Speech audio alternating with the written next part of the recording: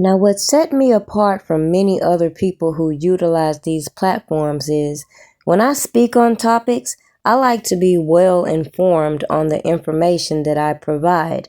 I don't like to just give my opinions. So that's the first thing that I wanted to make clear in unpacking the information that I've given, considering, like I've said many times before, many of us shared the same sources, including with the likes of Tasha K. So another difference that I like to point out that set me apart from many others, I could utilize some of these same sources and demonstrate to my audience why I could hold tight and give this man reasonable doubt with all of the allegations that were waged against him, especially when all of these people began to surface and talk about how their stories were being manipulated and start to piggyback off of other embellished storylines. Now, many of us are very aware that before there was a surviving R. Kelly, there was a group of individuals who were frontlining on these social media platforms, putting all of these stories out there.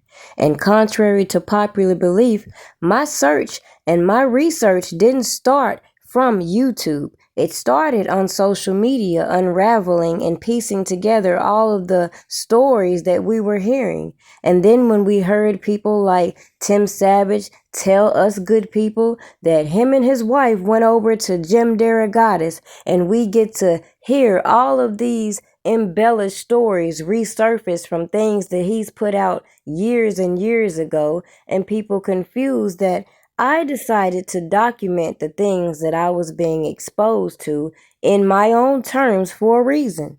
The problem I encountered was it was so many people trying to control how you observed all of the moving pieces that we saw playing out. It was people out here deliberately trying to manipulate which direction you looked because they were out here sugarcoating all of the information that I provided that made me realize why all of these stories were being pushed to the public as people ignored the financial attack on Robert Kelly and then skipped right on by how these prosecutors told you where their investigation started. And it wasn't no criminal complaints. It wasn't no police reports. So that, my friends, was the biggest red flag when it came to all of these people that were being ushered on these platforms to give all of these interviews and story times. Now, you can continue to believe the stories that Robert Kelly was recruiting young girls or minors,